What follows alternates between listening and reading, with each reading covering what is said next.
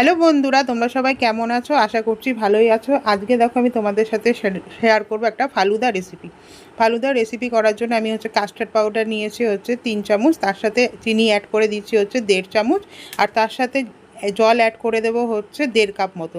জল দিয়ে custard powder আর চিনিটাকে ভালো করে আগে মিক্সড করে নেবে। এটা ভালো করে মিক্সড হয়ে গেলে মানে এর মধ্যে যেন কোনো দানা দানা না থাকে, এটাকে ভালো করে একদম জলে গুলে নেবে। এবার গ্যাসের ফ্লেমটাকে অন করে দেবে। গ্যাসের ফ্লেমটাকে অন করে হাই ফ্লেমে এটাকে কন্টিনিউয়াসলি নাড়তে থাকবে। নাড়তে নাড়তে যখন এটা দেখবে গাঢ় হয়ে যাবে আর কালারটা চেঞ্জ হয়ে যাবে, তখনই বুঝবে এটা রেডি হয়ে গেছে।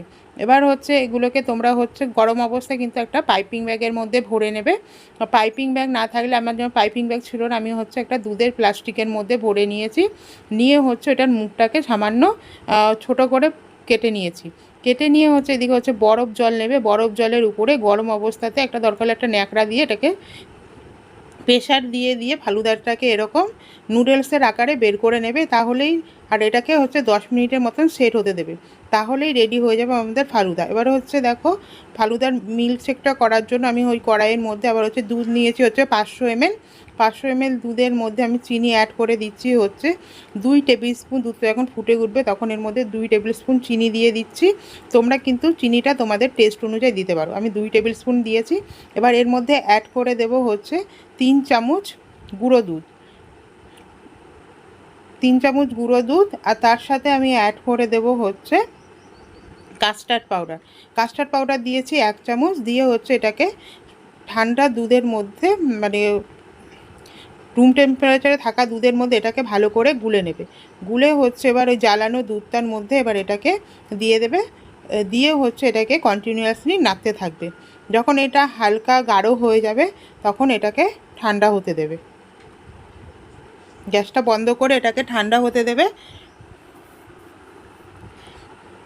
তোমরা চাইলে কিন্তু ওর মধ্যে কনডেন্স মিল্কও দিতে পারো। এবার দেখো এই ফালুদাগুলো রেডি হয়ে গেছে। এবার প্রথমে গ্লাসে ফালুদা দিয়ে দিচ্ছি। তারপরে অ্যাড করে দেব বেসিল সিড।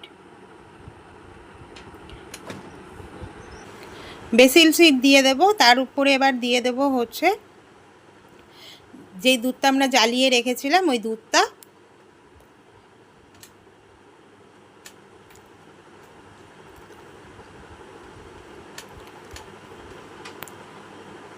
তার উপর সাথে দিয়ে দেব আইসক্রিম।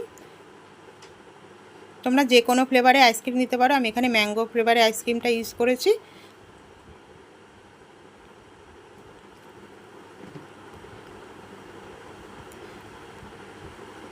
দিয়ে এর সাথে অ্যাড করে দেব কটা বেদানা। বেদানা তো অপশনাল, এটা না চাইলে তোমরা স্কিপও করে যেতে পারো। তার উপর থেকে আর একটু ফালুদা দিয়ে দাও, তাহলেই রেডি হয়ে যাবে আমাদের হোমমেড ফালুদা।